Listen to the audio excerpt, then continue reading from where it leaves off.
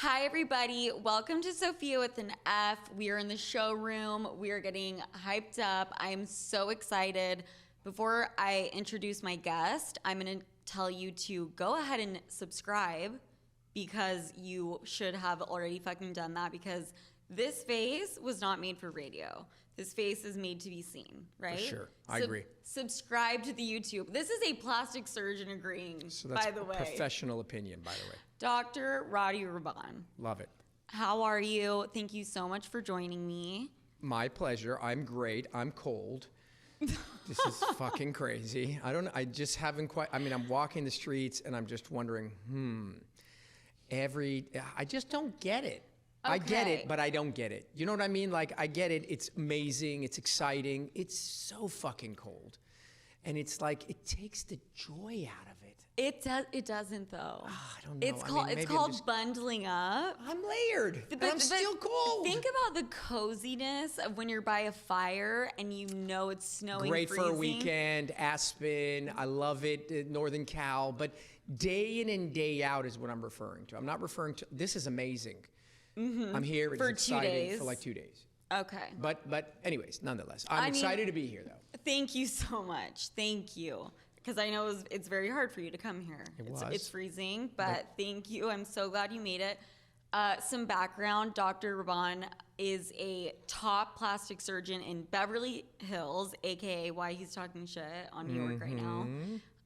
He has his own podcast, Plastic Surgery Uncensored. Love. I'm very uncensored myself. And you have a different type of approach when it comes to plastic surgery. I do. Listen, plastic surgery sells itself. Mm-hmm. It's like a mink, a diamond, a Rolls Royce. It's selling itself. The problem we have with plastic surgery is that it's this incredible, amazing tool that's being used incorrectly. So you take a kitchen knife, you can make some beautiful food, cut up some amazing vegetables, or you can stab someone, right? So the idea with plastic surgery is we've just gone way over the other side. We've tipped the scale. Hundreds of practitioners, random ass people are running in, doing these procedures. We got TikTok and IG and all this crap promoting it, and then you have this huge fallout, right? You have the people that are happy, and yes, they probably are still the majority, but you have a ton of unhappy people getting really bad outcomes, having horrible complications. And so who's responsible? The person responsible is us. We're the doctors. At the end of the day, we're the people who are facilitating it. Right. So, I've been in practice almost 20 years now, and I do so many revisions, and people come to me and they're unhappy, and it bums me out. Wow. So I wanted to make sure that the practice is responsible. And so we're not pro, we're not anti, we're just facts. Mm-hmm. My practice is about being facts. And that's why the podcast exists, so that we can talk about, hey, you want to get breast aug? High five. Awesome. I'm not telling you to get it, not get it, but this is what you need to know so that when you get it, you're part of the happy people. Yes. Right? Yes. Right? And you can go and enjoy your life, and it adds quality to your life. Right. But you talk about plastic surgery as a culture, right? It is. Like the cultural aspect of it. I think that's what makes it so different. So when you say you have a ton of clients that come in needing revisions, how many people are coming in to get something done for the first time, and how many are wanting something to be corrected or redone? Great. So when I started my practice, it was what we refer to primary, right? Primary is the first time. Hey, I want to get a breast aug. Hey, I want to get my nose done. Whatever. But because my practice has evolved, and after 20 years of doing this, and it's starting to get, I have a much larger percentage of revisions now. I have maybe a third of my practice. That just happens to be my practice because it's tailored that way.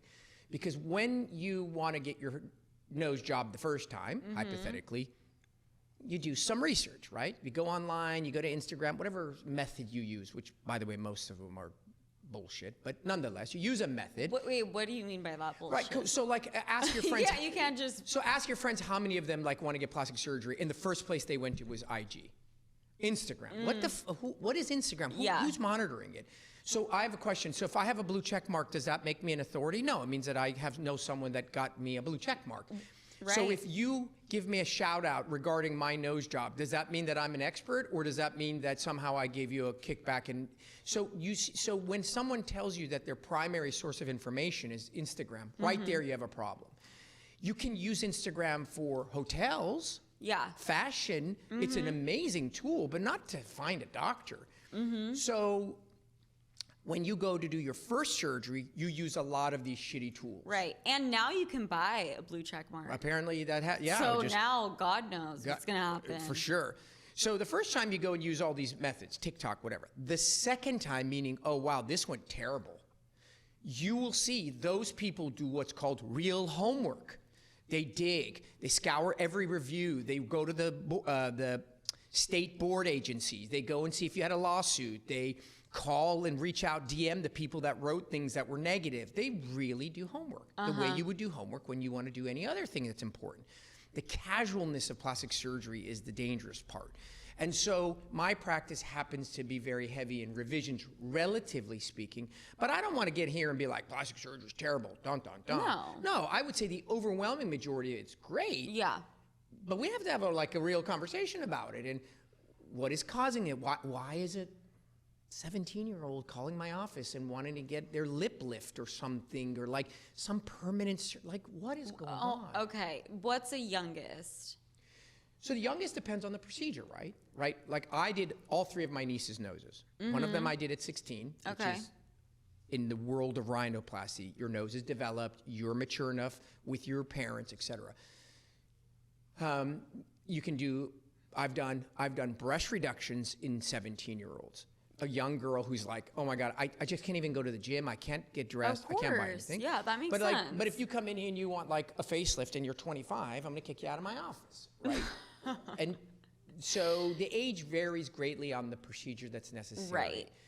But the problem that we're having is that you go on, again, I keep going back to social media because it's such a big part of our lives. Yeah, right? Tell me about that. So listen, at the end of the day, you go on, let's take it back.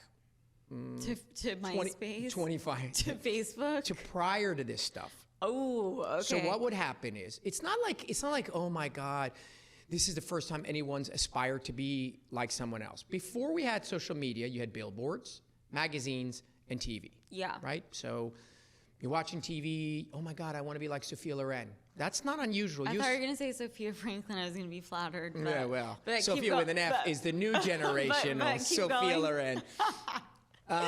But you had how many images? How many images did you have in a given day? As a young person, maybe you saw a billboard or two, flipped through a magazine, and watched the show. So 2 things have changed. One is you see hundreds of thousands of images, and the second is the images aren't real. Right. So back in the day, the maximum they did was photo touch your acne. Right? I mean, like one would see a magazine or billboard and they'd airbrush it. That was the terminology back then. Okay. Right? But these were the people. Like if Sophia Loren looked like Sophia Loren, you could aspire to it, however that is, change your hair, change your makeup. But it was like, okay, that's a real person. Yes. The issue we have now is, aside from the 8 billion images you see from the age of 12, you're seeing a bunch of images that don't exist. Tiny little waist, huge butts, very big breasts, absolutely no acne, perfect chin, raised up eyebrows, all those things. So, I mean, I've done it. I've done it before. But everybody does. My nieces do it. I mean, that's the first time I saw this morphing thing where the waist shrinks in a video. I freaked out. You're like, is she sick? Is she okay? And then you found out it was Photoshop. Right, yeah, it was Photoshop. So I just think you can't talk about plastic surgery today without a huge social media component. And you just have to keep having the conversation, so people, when they look at images, they don't lose themselves. Because there's a guy that I love. His name is Eckhart Tolle. He's one of these self-help guru guys. Boring as hell. I've heard of him. Have you? I've heard of him, but I have not. Yeah, he's super monotone, like, but okay. So anyway, I was going through some existential crisis, and I was listening to all these guys, and he said something really fascinating, which stuck to me because most of it just went in and went out. He said that happiness, right? Happiness, because what is the purpose? Yeah. To be happy. I want to be happy. I got up this morning, I had my coffee, I was happy. Yep. Happiness is the delta, that is the difference between where you are and where you think or want to be. Say that one more time. So your happiness is the delta, is the difference between where you currently are in life and where you think you want or ought to be. Yes. The greater oh God, I wish I was skinnier. God, I wish I were richer. God, I wish I were more famous. The greater that gap gets, the more unhappy you are with your current reality. Yeah. So because there's all these new images, like, God, I'm not tall enough. I'm not skinny enough. Oh my God, look at her nose. Oh my God, look at her lips. The more of that shit you have, the more you are unhappy. See, I think it's less of a social media problem and more of your problem. Men, like a man's problem. Because you guys, I think women have had to make all of their value based on their looks, right? That's yes. what men care about. Sure. 1, 2, and 3 are looks. Yes. Yes. And then you guys want us to look 26 forever, for the rest of our lives. True. So that's why we're out here completely like Botox, doing the full thing. So again, I'll go back to what I said. I don't think that the issue is that women are, that's a whole conversation of its own, but women will always, when you look at a man, you're like, wow, he's handsome. Mm-hmm. He's got a scar through his cheek. He's bald as hell and he's got a gut. Well, how is he handsome? I don't know. He's just got charisma. He's charming. What does that mean? He's a barista. He doesn't even have $1. I don't care. You talk to a guy and she's hot. She's attractive. She's got a great body. She's got gorgeous.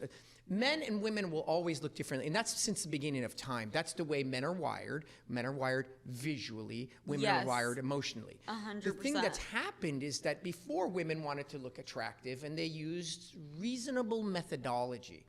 My mom is a beautician cosmetologist. My mom wears heels at 80 and she almost breaks her ankle every time because she's of that old school girl. I respect that. Like she'll go to the market, she's dolled up. Okay, she's old school. Yes. But she was like, she loved that aspect. Having a man admire you for your elegance and beauty and it feels good. It's a great quality. Mm-hmm. It's just what's happened is that the pressure is, as you said, so much greater. The tools are now endless, and the question is, what's that line in the sand? Like if you got up this morning, you blow dry your hair, put on a little mascara, lipstick, I don't think anyone would argue that you're trying so hard to look good for a guy. Right. But if you got up and came to my office and I ended up rearranging your whole face at 20-something and you're beautiful, then we'd say, wow, that's pretty extreme. So there is a line somewhere. Yes. And how do you decipher, when you have patients come in, this person is a good fit to have plastic surgery, this person should not be getting something done? So the first thing I do is my consults are super long.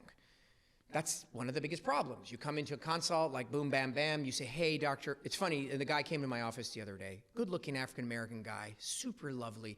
He came in, he says, I want a liquid nose job, which is like going to your neurosurgeon and saying, I want my aneurysm clipped. What does that mean? You're going and asking for a procedure. And I hate when patients do that. I'm like, don't ask me for a procedure. Okay. Tell me what bothers you. Yes. Don't come in and tell me the procedure. Right. So, I don't like my nose, etc. And after, it took 30, 40 minutes for me to explain to him, he looks great. Like, he genuinely looks great. Like, I'll tell you if I think there are things that I can do. You may not agree with it, but there was nothing for him to do. And after 40 minutes of me sort of walking him through the process, he was like, high-fived me. He's like, you know what? This was the best money I ever spent for a consult. You can't do that in 20 minutes. It takes time. So to answer your question, the first thing I do is I start asking you a bunch of random ass questions about your health and this, and then I can start gauging whether you're here or not. Mm-hmm. Are you mentally on planet Earth? Correct. And I'm not talking about so extreme. I'm talking about you don't get eye contact. You're definitely insecure. You are using a lot of words like perfect, symmetry. There are these buzzwords that make me very concerned, right? What about if they name drop a celebrity? That's also concerning, right? So I'm listening for those cues. Then I'll examine you. I'll look. First question I ask myself, is there anything for me to improve? Not change. Change means I go sideways. Improve means I move forward. So I'm not interested in taking this and making it look like that. I can do anything I want. But I'm asking myself, because at the end of the day, every artist, every creative creative person has an internal conversation.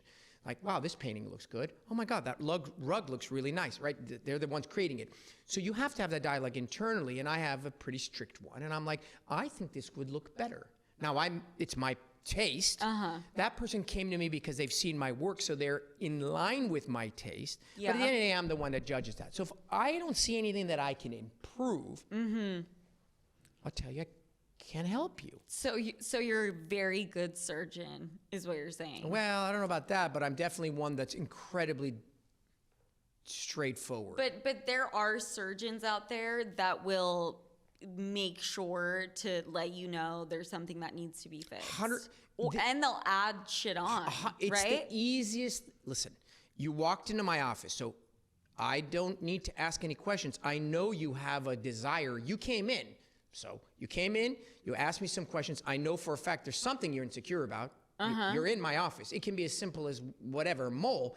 And then it's like taking candy from a kid. I can then slowly, if I'm savvy, I can be like, you know, Sophia, you're a beautiful young lady. Have you ever, like, your right eye, and you're like, what? Really? And you'll go out of there going, what the fuck? No, I've had this experience. I came in from and so absolutely it's easy to do. It's wrong, but it's easy to do. Right. And so have you ever given someone just because you're not one of the assholes. You're not one of the surgeons that do that type of thing. But have you ever had a patient come in and you give them your genuine feedback and they get offended and yell at you? So I've had people, yes. What they don't yell. They just get, this is what happens. They get disappointed. But I mean when you say, you know what, maybe this could, this could be improved. Oh, okay. So I seldom, if ever, will tell you anything that you didn't ask for. So I don't do that. I don't ever, it's not my job. You came in, you said, I'm interested in having my eyelids done. I don't go, hey, by the way, yes. You could also. But what about this jowl in your neck? The reason I don't do that, and that's personal, I'm not saying that it's a horrible thing. I don't do that because it's not fruitful. One, it's off-putting, right? You came in, it's like, what the fuck? I came in for my eyelids. The second is you didn't have an issue with it till I mentioned it to you. So there is no such thing as an issue. Right. It's not an issue till it bothers you. Yep. So if it didn't bother you, you didn't mention it. The only caveat to that is when people come in for their nose and they have an incredibly weak chin, I'll mention their chin in conjunction because I know that when they look at their face after the surgery, they'll still be bummed out about their nose because they didn't know their chin was weak. Other than that, I never go on to tell you, hey, you know what? So yeah, I actually think this is also what you need. I just don't do it. It just doesn't work well. Let's talk about the nose to chin ratio thing that you were just talking about. What does that even mean? Look, when you look at someone's face, you immediately, inside your brain, in a fraction of a millisecond go, wow, she's pretty. He's handsome. What is that? What? So there's something in you that says something about that person. And I'm not talking about their aura and their energy and their person. I'm talking about just a picture. Yeah. So it's purely visual. And what you're looking at is certain degree of features. So why is it that universally, Asian, Black, Somalian, there are individuals that are universally considered attractive? Because as a species, certain features, a combination, by the way, we're not talking about white eyelids or black lips. I'm saying certain features together, we don't know why, consider that attractive. All people are beautiful, but I'm talking about like, wow, if you take 100 people and you just show them a bunch of images. So there are things that we align to, right? And having a really weak chin is absolutely acceptable. You're amazing. You're a brilliant scientist, but you're not.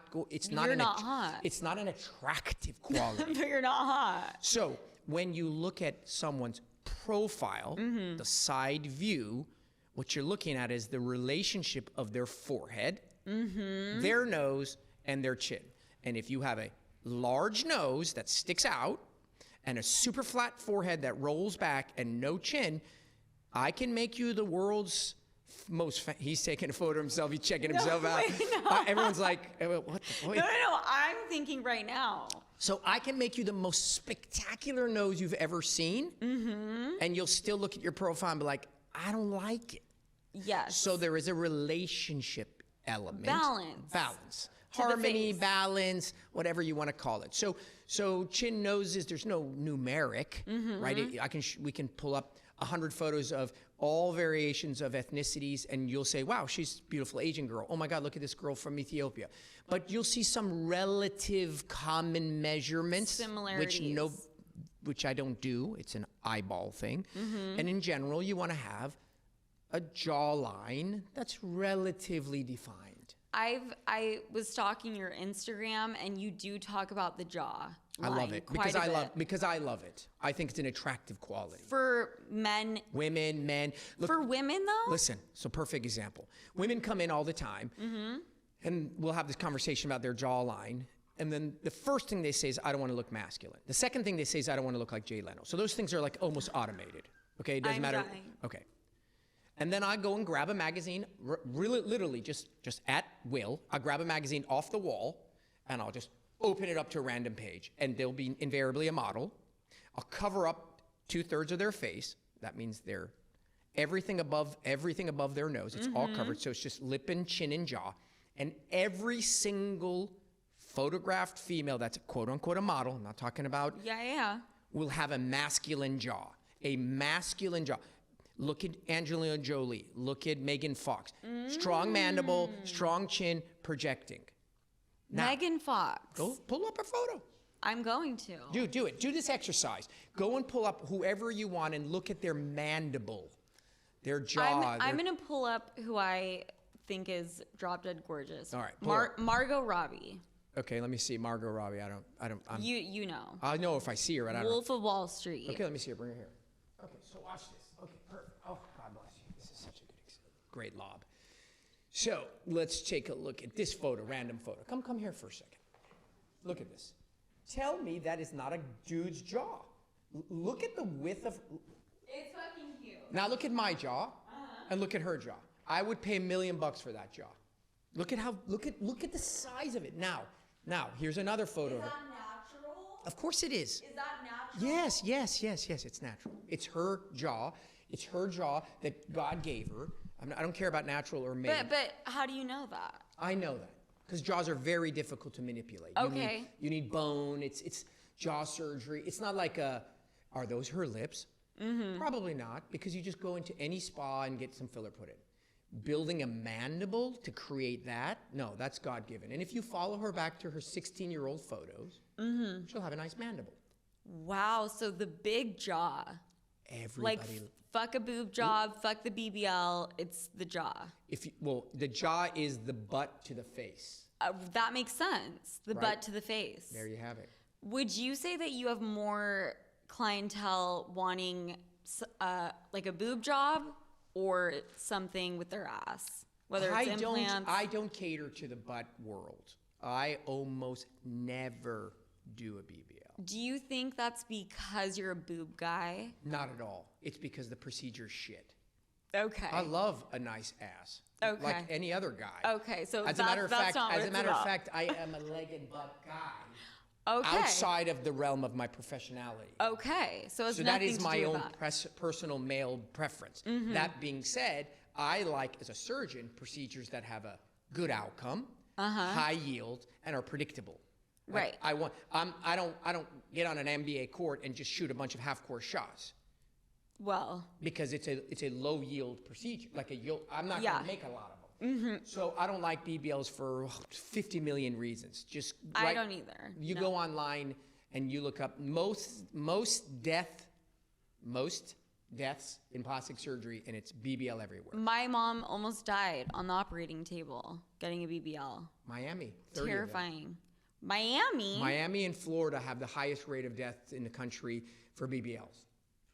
What? I've done 100 of these shows, like that's terrifying. CNN, I've been on news station. It's just, listen, I'm not here to badmouth the procedure. I just think it's just way out of control. What about Sculptra? What about it? I mean, is that like in the butt? I think listen, the issue with the butt, listen, okay, let's Do you break. squats? Okay, so here's my there's no 5 seconds, so it's 5 minutes. Here's my take on the butt in general.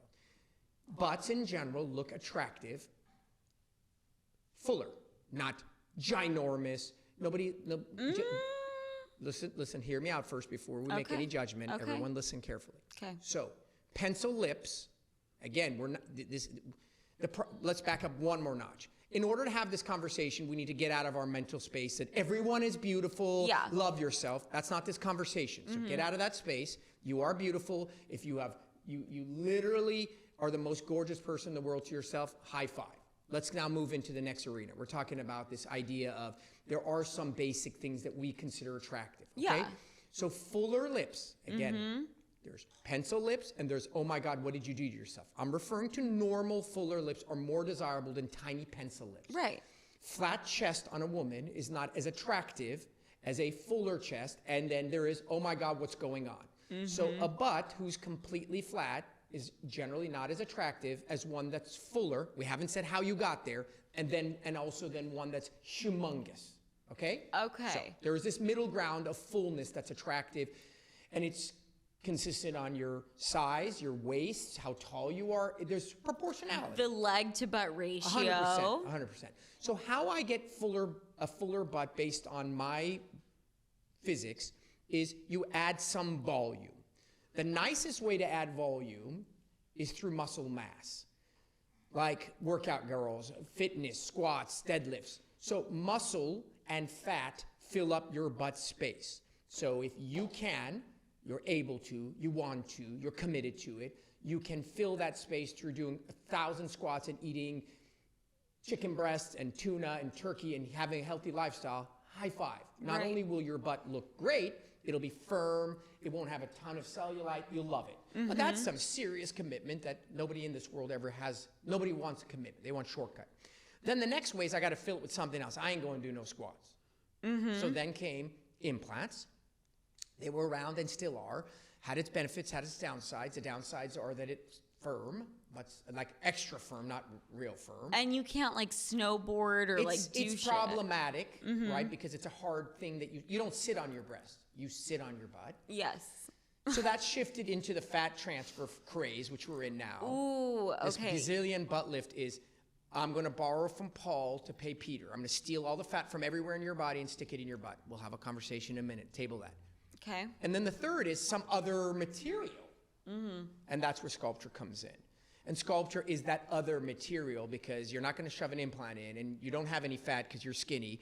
So it comes this other material. Sculpture's okay, at least it's not silicone, right? Yes. So we have people come to our office or call us. By the way, there's no solution. Oh my God, to silicone? Zero. But I heard that there are some surgeons that will do it and they have to pick out the silicone like sand It's particles. Impossible. Listen, I do that for lips because I do a lot of lip reductions for people who got silicone injected in some random place in the world. And once you drop silicone in a liquid form, I'm not talking about an implant. An implant's built. Liquid, it just gets mixed into your tissue. So then you show up my office, whether it's your lip or your butt, and it's just looks terrible. What am I going to remove? It's millions of droplets, not 14. Right. So it's just there's no real solution for it. But there are some shady surgeons that will try. You'll try. Listen, if maybe you have to go to South America. I don't know what the deal is, but at the end of the day, in general, know that you can't remove it once it's in. It's not one of those things that can be reversed. Period. Ever. Okay. Silicone injected in liquid form in your body is there forever. Okay, because my friend is dealing with this right now. So the answer to this is if there's one huge collection of it, you can at least try to go after that one. But when it's disseminated, you do an MRI and you're like, it's everywhere. It's in the fat, it's in the muscle. Imagine literally hundreds of thousands of little particles everywhere. That you would have to pick out one by one. But that's impossible to do. You'll never be able, you'll destroy the muscle, you'll create infections, whatever. Got it. If a bunch of it collects in one area, maybe you can get to that one big one. So at any rate, the whole butt thing is just, it's a craze. And it's a trend. Sure. So let's talk about trends, right? Let's talk about it. Because that's the whole thing with the ass is having a huge, nice, well, we don't like huge, right? No, we like something appropriate. Something there. Right. What do you think about Kim K's? I just think that they're obviously, when she started, she was full-figured, like Jennifer Lopez. Back in that time, people didn't like that because they liked skinny, and it was a reflection of being overweight. And then it became popular. And when it became popular, it became an asset, right? It was something that was flaunting. And then, like all other things, they just, in my opinion, went too far. It just got so, and you could see the paparazzi type photos. And what you said was the ass to leg ratio. So this is, again, purely my aesthetic. My aesthetic is when your legs are of that of one woman and your butt is literally that of another woman and there's no confluence to it. To me, it's not attractive. Right. I'm not looking at your butt in isolation, like I'm looking at you as a person. So I never found that to be attractive. But of course it was desirable because it was A, a trend, B, they're popular, and C, it allowed a huge subset of women who otherwise historically didn't like their bodies to start liking them bodies. That's part of the reason why it was so popular. Yeah. Right? Because well, and they're beautiful in every other sense. Of course. And nothing about their beauty now. We're just talking about this sort of phenomena blowing up this feature and so large. And then, I wasn't a huge fan of it to begin with. Ever. Okay. Do you think that celebrities have a responsibility to own up to the surgeries they've had? 1,000%. Really? 100 million%. You don't have the luxury when you're a celebrity to anonymity and privacy. You give that up. You do. The reason you give it up is you are reaping the rewards of society's admiration for you. You get a free ticket, a free pass. You get to sit at courtside. You get all these benefits. And then you, at the same moment, have to be able to be transparent about how your life is. So if you are in massive depression because of that, the other, you owe it to your fan base who built you to share that, because then you make yourself human. And they then have a sense of, wow, even Jennifer Lopez is dealing with an eating disorder. Wow, even, whoever, Tom Cruise is having problems with hair loss. Just, you're a real dude.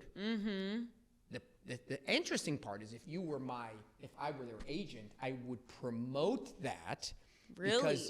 Because we are a saturated society. Why is your podcast popular? Because it's real. And people are now savvy. They're sick of all the sort of fake phony. They want like legit real people. They want authenticity. And authenticity is, hey, I'm a real person. I got issues. Yep. So you own yours, I'll own mine. And I think as a celebrity, you don't have the right to hide, especially if you do things that make, because what happens is you do this, right? I'll give you an example. You're a little girl, you're 16. So you have this huge 16-year-old fan base. And that girl is 1,000% determining her self-worth, and as it would be a young man, but more so in the female population. And then they look at these supermodels that are like not eating to look that way, and then they're confused. Yeah. Yes. Right? And then you're a mother, and now you have to explain it to your daughter. My mom, Giselle is so skinny and tall, and you're like, yeah, honey, but she eats cotton balls. That's how she. Yeah. Middle school, high school, I was obsessed. Obsessed. Like always feeling like you need to be skinnier. I actually had like a 3-month bulimic stunt. For sure. Like I'd be shocked if you didn't.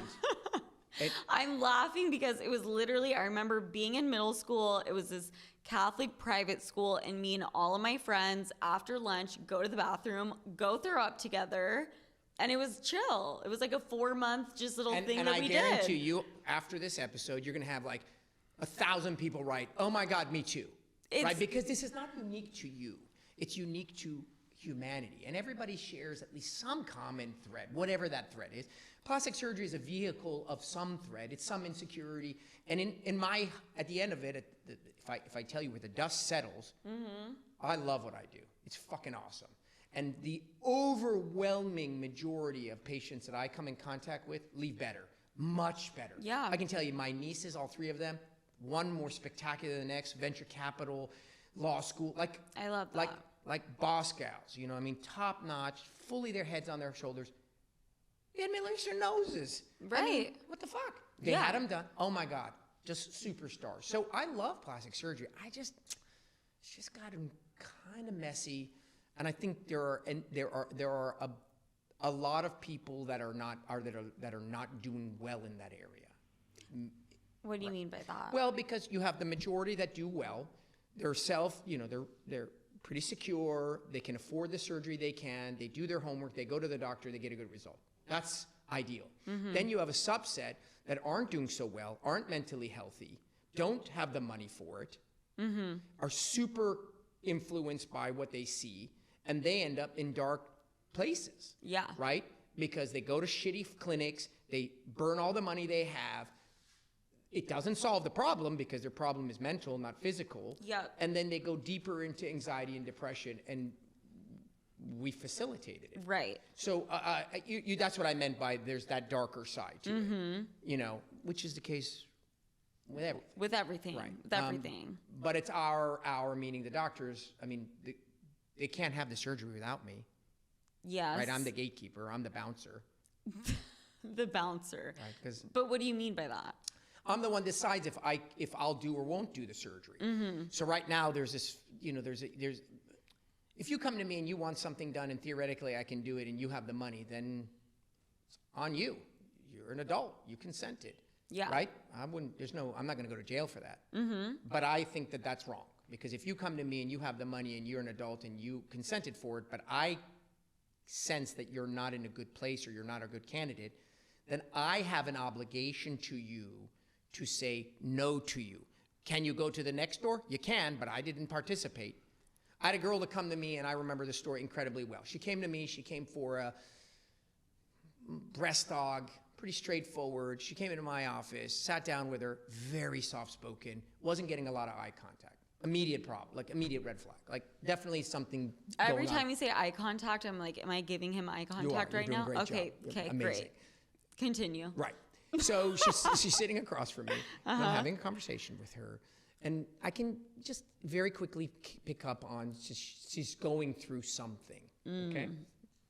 Could have been a bad day. Could have gotten into a fight with her husband on the way here. Could have been she got into a car accident, got fired. Doesn't have to do with plastic surgery. Anyways, I push and I usually dig and dig and dig and dig and dig, and then until I crack the surface. And then it turns out she starts crying. Long story short, she recently broke up after a very long stint with somebody. Ooh. And this was her, and she... Revenge body? No, I'm almost okay with revenge body. That's not what I'm saying. She was insecure in a really ugly place, and she wanted to get this breast aug. She was a good candidate, very, physically a good candidate, mentally just terrible place. I sat her down, I talked to her, and I said, listen, this is a bad time. You're going to make a bad choice. Wow. Go hang out. I'm not going anywhere. Just go and hang out and do your thing. I'm not going to operate on you. Just bottom line.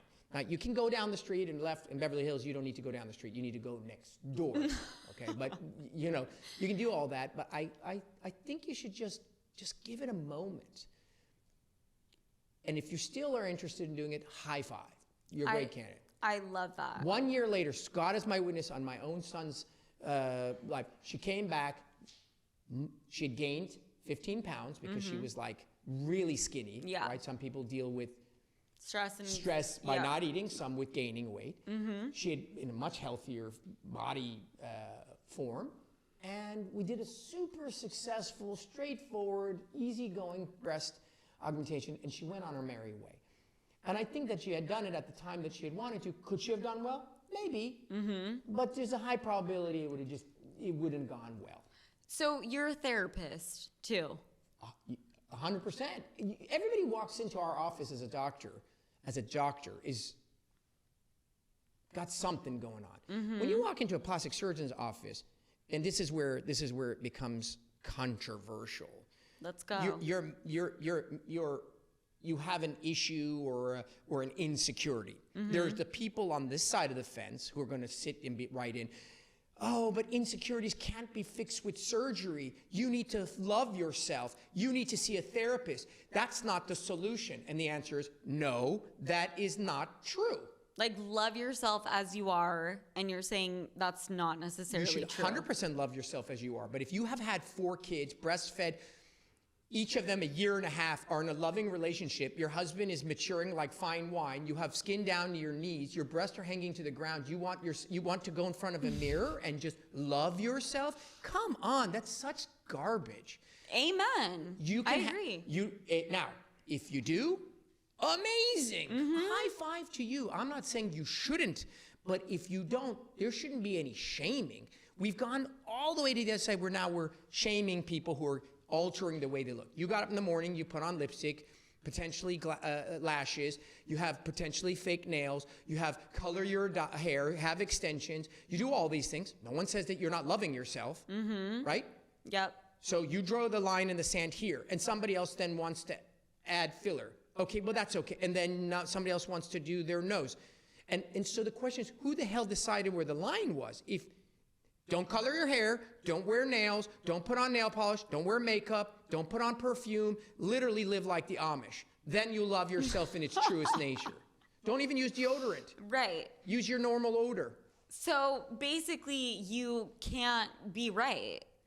No, you're right within your own lane. Don't judge people who don't want to, and don't judge people who want to. And then the responsibility falls on the doctors to make good choices for the patients. That's why they're the damn professionals. But I think the reason people like look down upon plastic surgery is because of all the lying. What lying?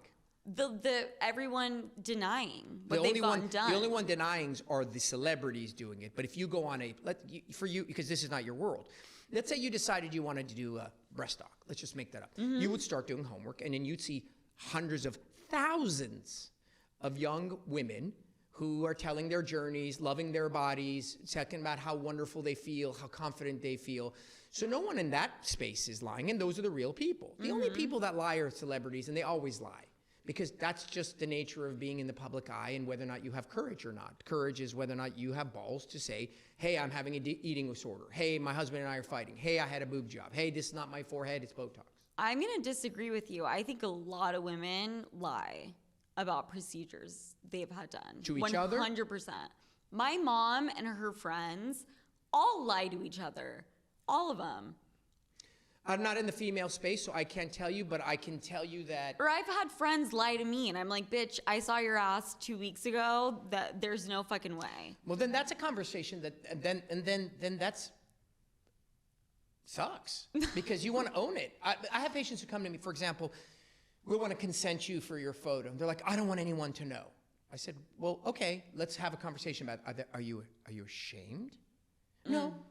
I said, well, then who cares what you're doing? Because that kind of irks me. It's like, you're going to do this thing, you should own it. You should own it and be like, oh my God, your nose looks beautiful. Yeah, I bought it. Right. I hated my ugly nose. I had my dad's Greek nose, and now I have this beautiful nose, and I love it. And I feel great. That's how I am in life. I suspect that's the way you are. You own everything. But for a lot of people, I don't know. I don't know why they have so much shame or guilt or whatever it is. But yeah, it's still sticky. It's still sticky. It is. It is. I remember this is the only time I thought about getting like serious plastic surgery, was a forehead reduction. And they basically have to cut open, right, your forehead. Correct. Pull your scalp down. Correct. And stitch it. Correct. And I remember going, and he like had a marker, and he was like putting it all over my face, and he was like, you would be a great candidate, 100%, let's do this. And well, do you think I've had anything done? Just glancing at you? No.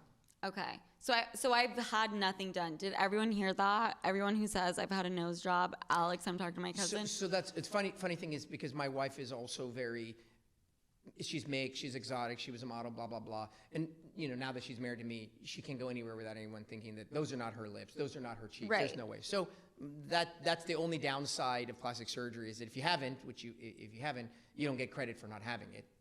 It's assumed. But nonetheless. People think that I lie, right, about it. Fuck 'em. And my brand is not that.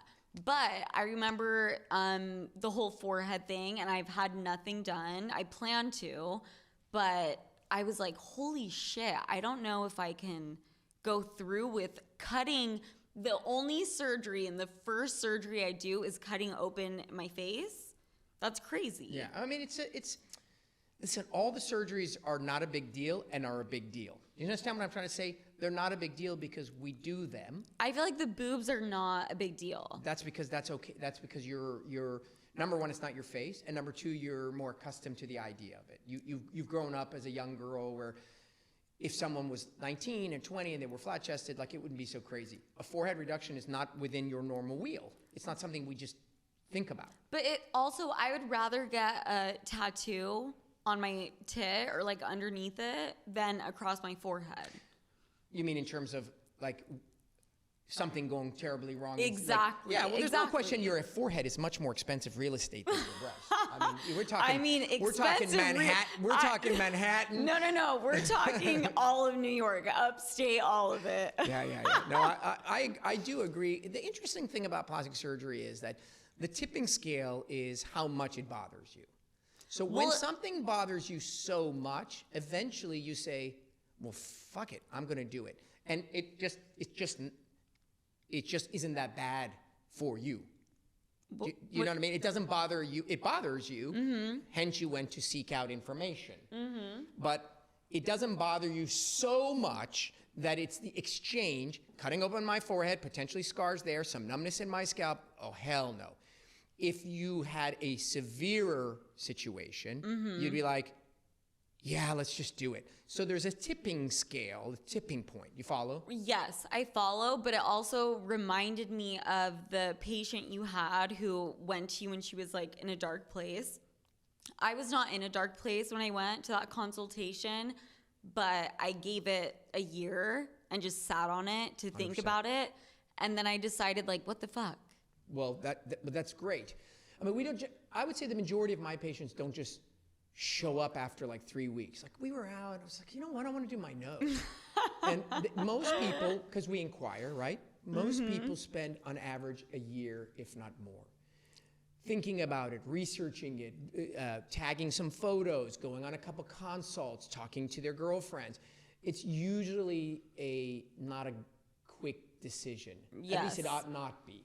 So you're right, because during that year, if you just like, nah, I don't need to do shit. Well, actually, it took like 2-3 years. And then I was like, it was one of those things, it was not so intense for me. It wasn't like that serious for me of an issue that I'm so happy I did not do it. And that's great because it shows you you can outgrow things that at one point bother you and then they become meaningless. So you definitely want to sit with things for a while because you may find that, God, I hated my whatever. And then like a few years later, especially when you're younger, right? You don't change as dramatically from 30 to 40 as you do from 20 to 30. The way you perceive yourself changes more dramatically from 20 to 30 than 30 to 40. Wow. So it's not that you don't go through change, but the way you, so take it for example. I would think the opposite. No, but think about it.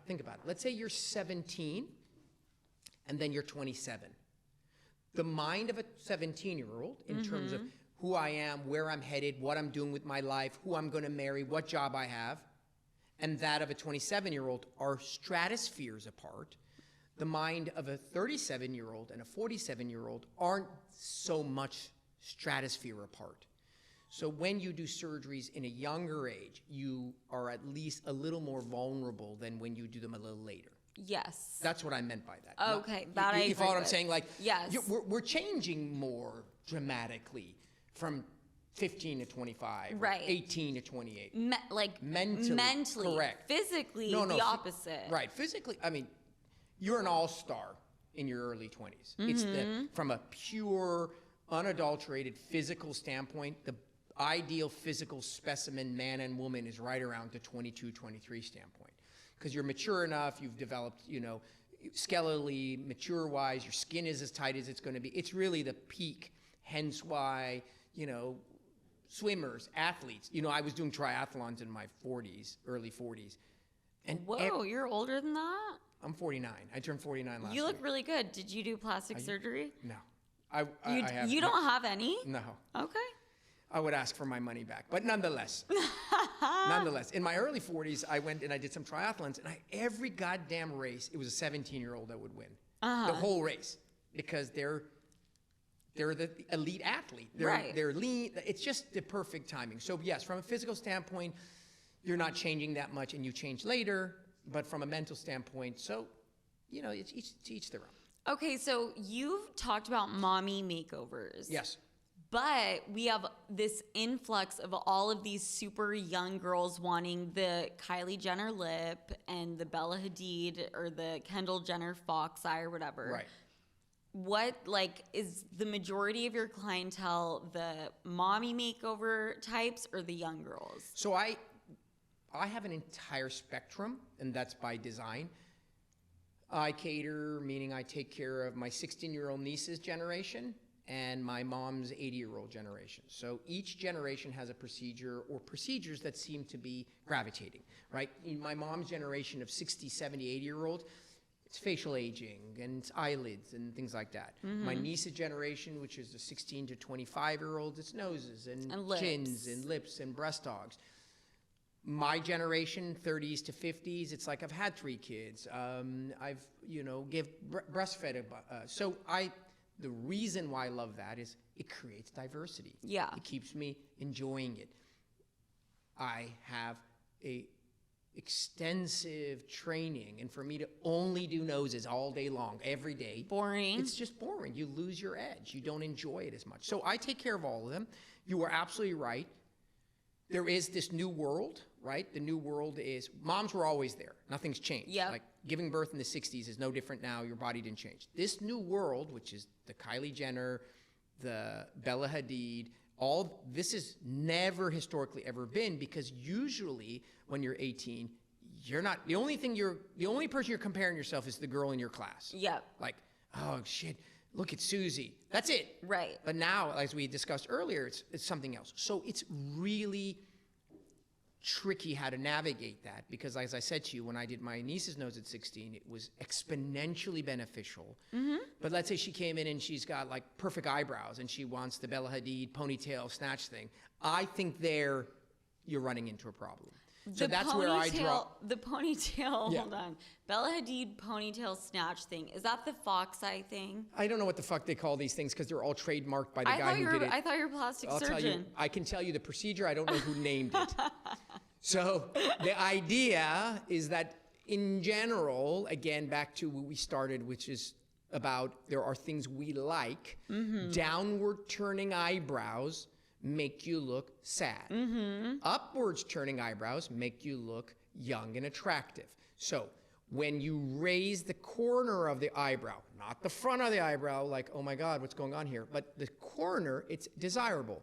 Some individuals by birth, Middle Easterners in general, have arched eyebrows or thicker eyebrows that they pluck into an arch. Some ethnicities have a straighter eyebrow. It's just flatter. And so where the Bella Hadid and all whatever ponytail, it's going into the hairline, inside the scalp, and lifting the corner of the brow and the corner of the eye upwards. That is a dial. A little more, wow, you look really weird. And so that ponytail cat eye thing comes from lifting the corner of the eye and brow together. That is not a new procedure. That's been a procedure for a long time. It was not done in a 22-year-old. It was done in a 60-year-old or 45-year-old or 50-year-old. So what we're doing now is applying procedures, they're not new, that were once reserved or sought by older men and women in younger people. That's the phenomenon. This, for example, lip lift. You know what a lip lift is? Yes. Okay, so couldn't be a worse thing for you to do as a young girl. Why? You're going to get a scar right under your nose. Yeah.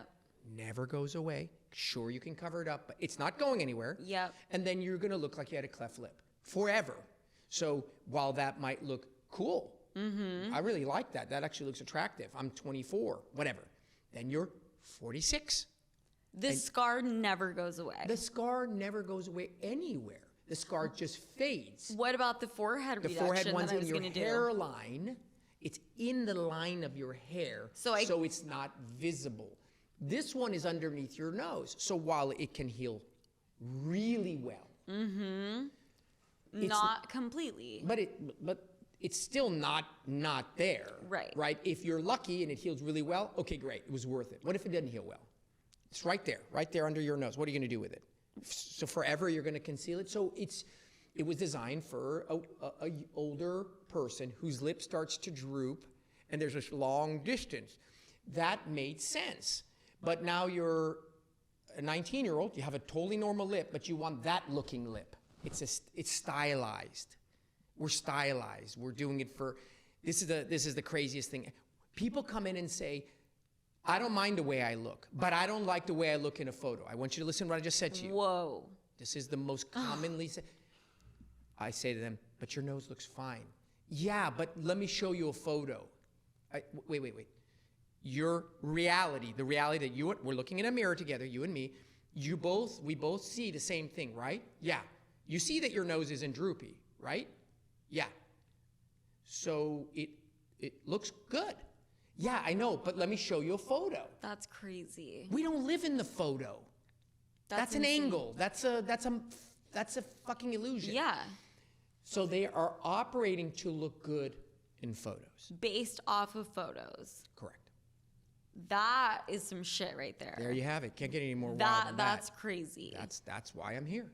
And I mean, that's because the obvious thing is because all of the pictures we're seeing are photoshopped, right? For sure. But the other thing is, some people are just photogenic. If you have a big head, you're photogenic. 100%. If you have a little head, you're not. No, but a photo is nothing more than a speck of a moment. So we'll take a model.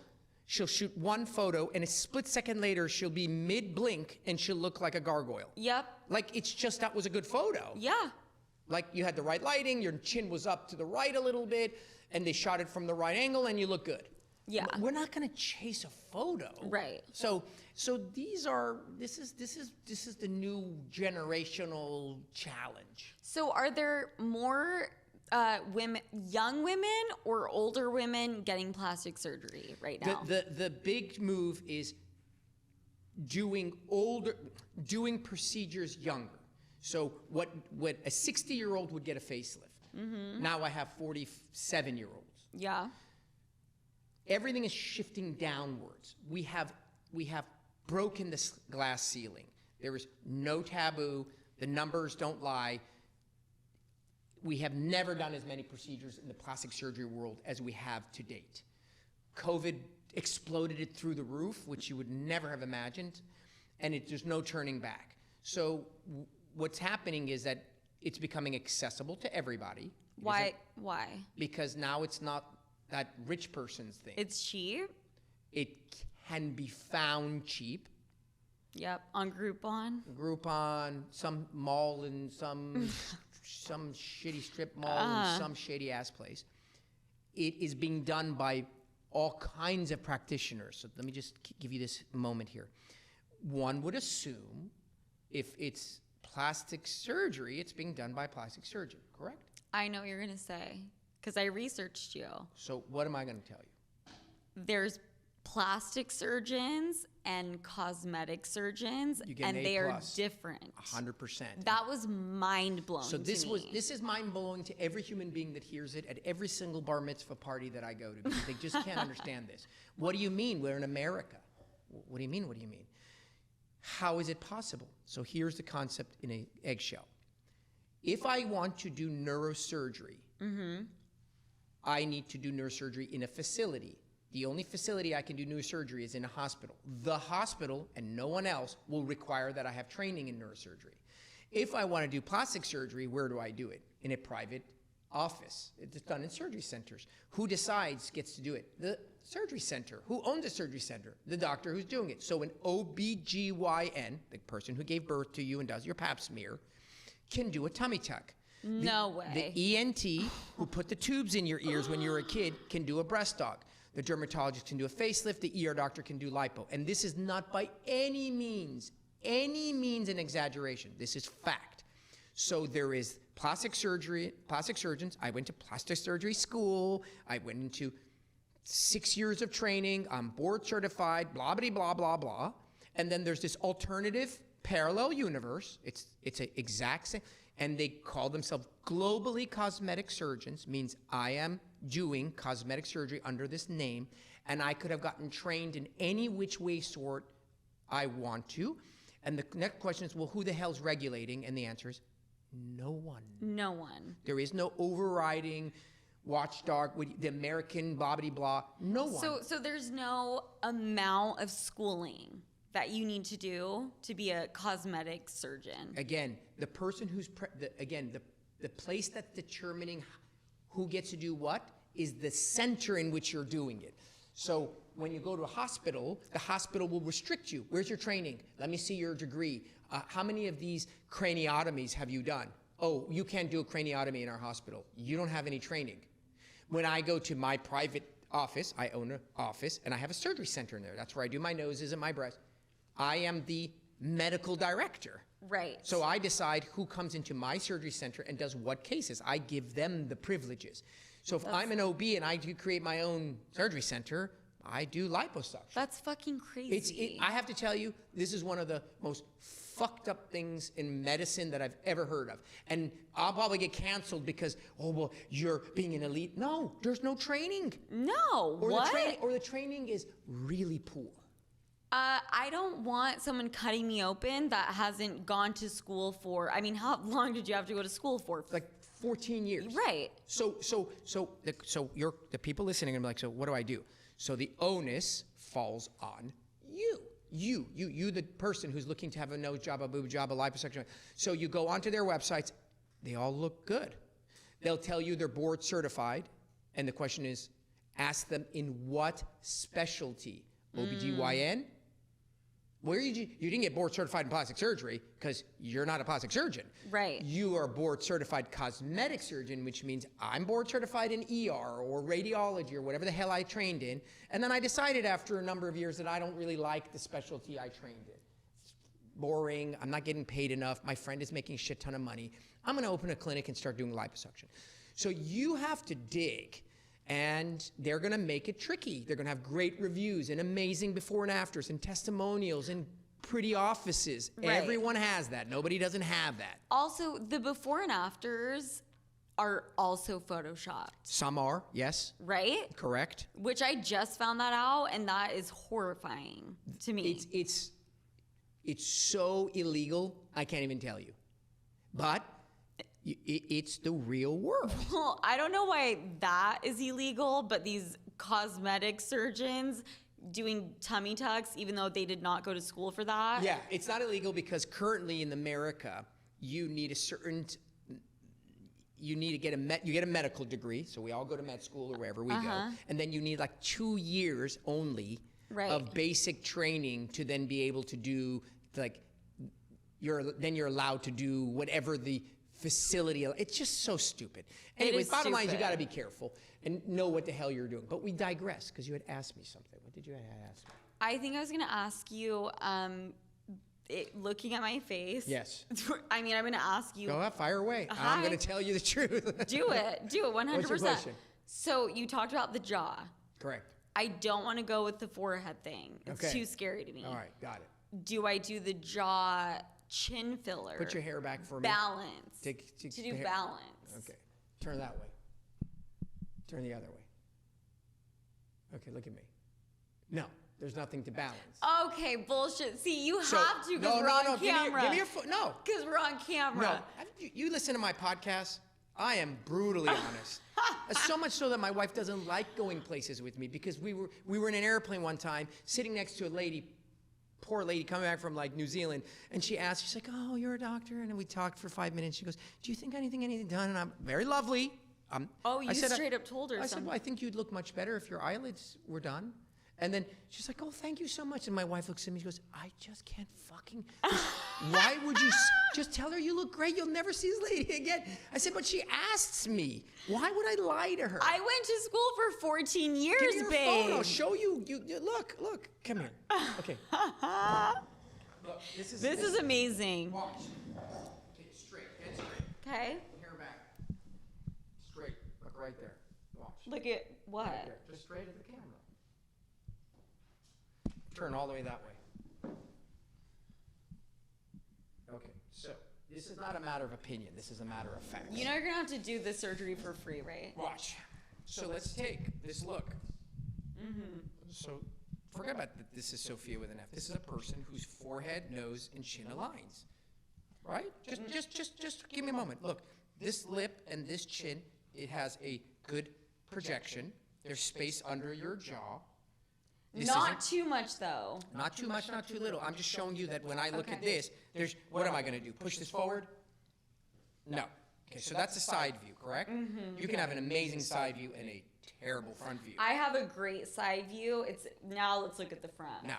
Well, my eyes are closed. Well, that's okay. We don't care about your eyes, remember? So look. But look.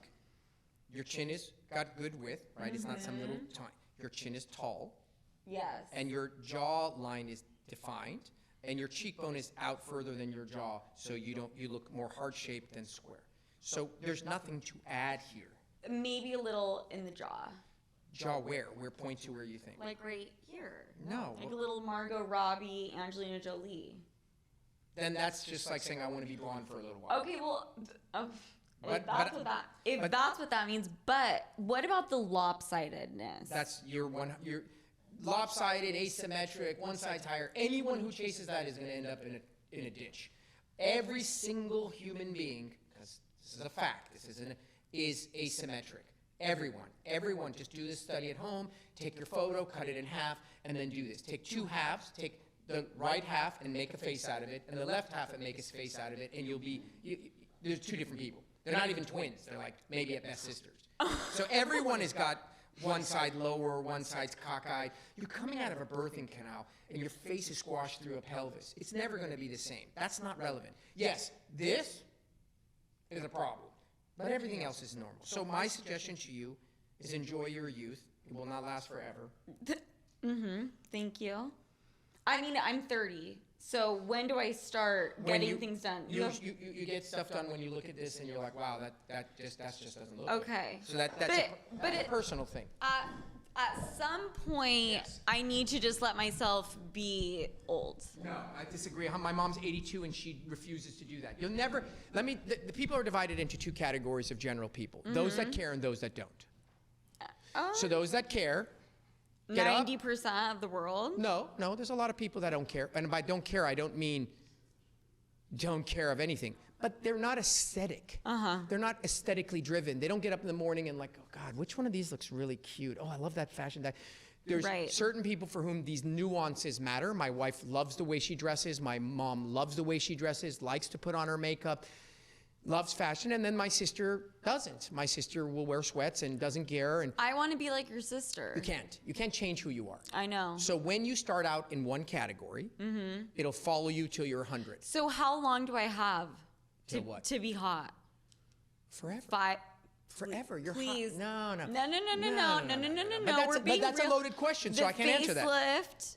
So when you develop, it's factual stuff. When this area here starts to gel, when this area starts to band, it means you have extra skin, then you are a candidate for correction. Okay. And the time to do it is when you look at yourself and be like, oh, this doesn't look good anymore. That might be 10 years down the line from when it happens or right when it happens. Okay. You follow what I'm saying? You can't have something done that doesn't need to be done, and then you do it whenever it starts to bother you. That's why I don't mention to people things that are there that don't bother them. Because what's triggering it isn't that it's there. What's triggering it is that it bothers me that it's there. Right. You see the difference? Yes. So I don't ever go, oh, you don't want to fix that skin under your neck? Yeah. You're like, should I? Yeah.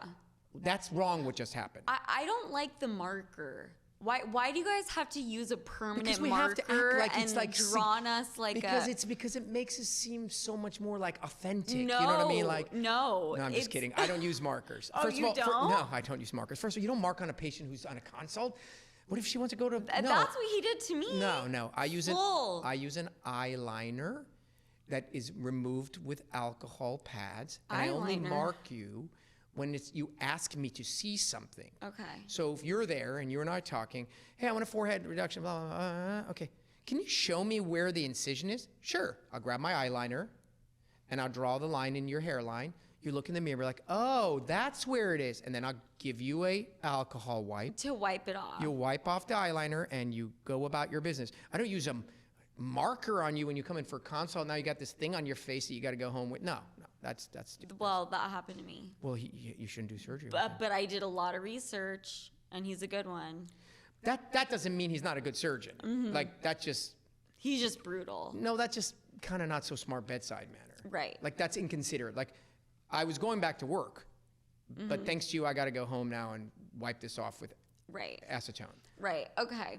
So, doctor, you are my favorite person in the whole world. Yeah. I did not expect this type of conversation with a surgeon. I know. That's why I flew all the way over here. I think you should just do podcasting. Done. Right? I'm trying to not just do podcasting, but I'm on this tour. Uh-huh. And the tour is, I think that this is a huge part of our society. It's not going anywhere. Huge. The numbers tell us it's growing. So those are the facts. We are a society. Let me back up. We're not a society. We're a humanity that will always care about the way we look. Yep. Cleopatra cared. You go to the Amazon, they don't even fucking have TVs, phones, they don't know nothing. They care. Someone's got rings around their neck, one's got a hoop, whoever's got the biggest lips. We care as humans. So if we're gonna do it, let's do it right. Don't act like it's like not teaching your kids about sex ed. They're gonna have sex, so just tell them the facts. Yep. So that's my mission in the next 10 years, right? I'm 50, I've been operating for 20 years. My goal or my legacy or what I hope to do is to bring educated, intelligent, transparent conversation about something that we're going to do anyways, just like you do that about sex. And before that was you were like, hey, let's talk about it. I do that about plastic surgery. I try to do it in a way that is hopefully inclusive of the realities. I'm not patronizing, at the same time I'm not going to nonsense. You care how you look. And my goal through the podcast, it has been for the last 3 years, is to have these conversations. The problem is that majority of the dialogue around plastic surgeries, at least from my colleagues, is self-promoting. Like so if I had a show... And it's technical and it's boring and it's that's true. The other part is like blah, blah, blah. And by the way, you can call in for a consult. Like the minute you say that... Bye. Blick. Bye. But this is also, bias. I'm a little bit was wondering if you would maybe ask me for a consult. For sure. Or a discount. But I haven't heard it yet. No. Give you a discount? Yeah. Yeah, if you plug me. Yeah. Let's decide right now. Right now. Okay, we're about to plug you. I want to ask rapid fire questions. Fire away. I'm ready. This one is from me personally, from dating surgeons, doctors in the past, my mom as well. Do you think you're better than everybody else? No. Are you sure? 100%. Do you have a God complex? No. 0. You ask me rapid fire questions.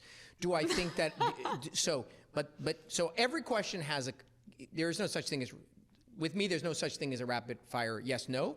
The answer is I don't. But do I feel intelligent, knowledgeable, powerful, special in that I can do things? Yeah, I can cut you open. Can anybody else? Can you just go down the street and someone just cut you open, put you back together, and you walk away? So there is. I mean, they could. They'll cut you open, but they won't put you back together. That's true. Right. So the answer isn't that I feel like God. I think police officers are. Oh my God, the guy's walking around with a gun. He goes into a building. Firefight. Like there are some really kick-ass things that humans do. That makes I watched a movie about astronauts. Like, what the fuck? I wouldn't go into a spaceship. I don't know where they're going. Right. So yes, but I don't have any sense of arrogance about, at least to me internally. But it's not even an arrogance. I'm not asking that. I'm asking like you must feel different than a regular human being. You could save someone's life. So there is definitely a specialness that comes with the profession, for sure. So I always had to whenever you're abutting a line, you need to be conscious of that line. So that line in medicine, at least in surgeon, is confidence versus arrogance. You never want to the worst quality in a surgeon is indecisiveness. Confidence is the most. You'd rather have an arrogant, confident surgeon than an indecisive, nice surgeon when it comes to surgery. Yes. Just like you want a badass pilot. I don't care if the guy's a dick. I actually don't give a shit. Just get me through the storm. Right. It'd be nice if you were nice. I'd like to hang out and talk to you. I don't care. Just get me to the other side. Just take their shit serious. Right. So, but I try to keep making sure that there's a humility associated with what we do. What else? Yes. Most requested celebrity face. It used to be like an Angela Jolie. In the younger generation, it's this Bella Hadid nonsense. Because she's not real. It's because if you take a look at her photos today, which I have in my phone, I have a Bella Hadid picture that I use in my console. Oh, okay. Because there's Bella Hadid on the billboard, and there's Bella Hadid 10 years after her rhinoplasty and eyelid lift, and I feel bad for all of these young girls because all of them are unhappy. Yep. And you can see that they've been on drugs, and they're thin, and they look sad. Yes. And so when you look at the photos that I've curated from non-glamorized, and patients come in like, oh, I think, and don't get me wrong, this is not an anti-Bella Hadid. It's anti-bullshit. Let's be honest about what we've done. Right. So, but yeah, we get a lot of Bella Hadid. Okay, last one, rapid fire. Have you ever had a patient offer like a sexual type of payment or something like that to get a procedure done? Yes. Really? Yes. She was like, all what? So what? I mean, I need to know this. I'm sure it happens. You're in Beverly Hills. Right. They need the surgery. Right. So this was the patient. It wasn't in change of. This was after the surgery. I already did the surgery. Oh, so then why is she offering after? It was a. I think because you did such a good job. Yeah. Right. So I think what happens is that physicians play such a powerful role with patients. Yeah. So I took care of this young lady. I was single. I was not married. And it wasn't even your fault, even if you were married. No, but I didn't pursue it, is what I'm trying to say. Okay. So she came to me. We did her surgery. It was a revision surgery. She was some playmatey kind of gal, and I did some surgery, breast surgery. She did her surgery great. Everything was just totally normal until her third follow-up. And she came to a third follow-up, and just the energy was just different. And I just walked in, and it was like she was all dolled up because she was outside and then she was just talking so lovely, and then she said, "Oh, funny enough, Dr. Rahban, I had a dream about you," and I was just like, "Ooh, when they say the dream line," and she was insinuating it was something sexual or whatever, and she said something to the effect of like, "Hey, would it be possible if we got together and had a drink or something sometime?" And I said, "Listen, I'm flattered. That's so kind. I just don't date any of my patients. It's just a policy." So she did not like that. She didn't. Not. So the final time she came in, she brought her crew. Oh, she came after that? Oh, because she had another. I follow I have a lot of follow-ups. So she came for her last appointment. She brought her posse. She brought her girlfriend. Oh, I thought you were going to say she brought her boyfriend. No, her girlfriend. She was sassy as can be, swaying her head. And I knew this was not going to go well. So I brought my manager, office manager. I was like, "You come in with her. I'm not going in there alone. There is no way." Well, you guys both go in with your team? Yes, it was 4 of us in this room. Yes. It was just a follow-up. Okay. And she had asked for a labioplasty consult. That is very okay. Right, so that was her. That makes sense. And so that makes sense. And I came in there and I said, "Listen. I again, I'm so flattered. It's just this is." She got so pissed, and she says to me, "She's like, why will you not look at me?" Right, and she said to me, "I don't get this. What's the big fucking deal? I just want to fuck you. It's not like I want to go out with you." And she slammed the door and stormed out. And to this day, it's still one of those memorable experiences that me and my office manager recall. But yes, so that one was. That's incredible. I thought you were going to say, she said, "What, you don't want to look at my pussy?" No, because we didn't even go there because it's all wrong. Do you believe in, what is it, labiaplasty? Yeah. Oh, yeah. You think it's cool? I think that in the right patients, it's dope. Do you think it's? I think it's like phenomenale. No, I just think it's incredibly liberating because it's such a intimate part of one's body that is shared in such deep intimacy that if you're insecure about it, you just can't even enjoy your intimacy. Once that area is gone, meaning the area that bothers you, you're like a whole different human in the sexual arena. Which is huge, right? Massive. Plastic surgery and your sex life, I mean, the correlation. I mean, listen, the correlation between plastic surgery and your performance at work, your interactions with your husband and or life partner, your interaction with your children and lack of resentment for the body you sacrificed, you're feeling powerful at the job and the work, all those. But nothing is more powerful than intimacy and plastic surgery. Because you know when you feel sexy or you feel handsome or you feel the shit, you turn on the lights, you're in intimacy, you have no problems. You know when you're insecure, totally make-believe, you're a supermodel, but you think you're not, because you know that sexuality is what's in your mind, not what actually is. And you get out there and you're insecure, buzzkill. No light, don't touch me there. Oh my God, can we do this? Turn off this. Or you're faking. Or and whatever, yeah. So, it's huge because it makes you feel good about yourself. And you're your best version intimately when you feel good about yourself. Yeah. So, there's a big sexual component. Huge. I could definitely see that. Dr. Rahban, you are incredible, amazing. I can't wait until I am 35 and have to get a facelift. We'll be there.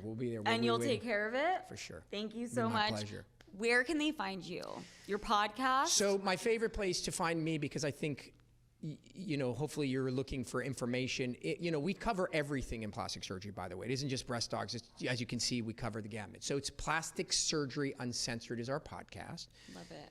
And then my name, of course, is Rady Rahban. So it's RadyRahban.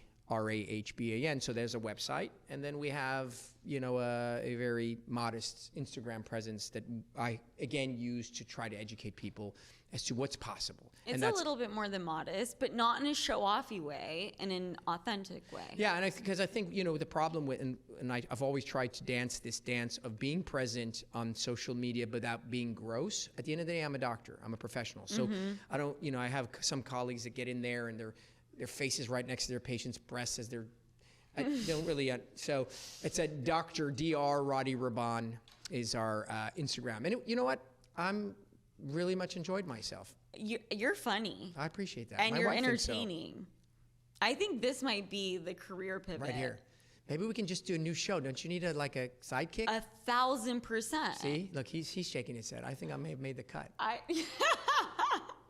Okay, thank you so much for coming on. Thank you for guys having know where me. to find me, Sofia with an F, Franklyn with a Y, and I will talk to you next week. Bye. Bye-bye.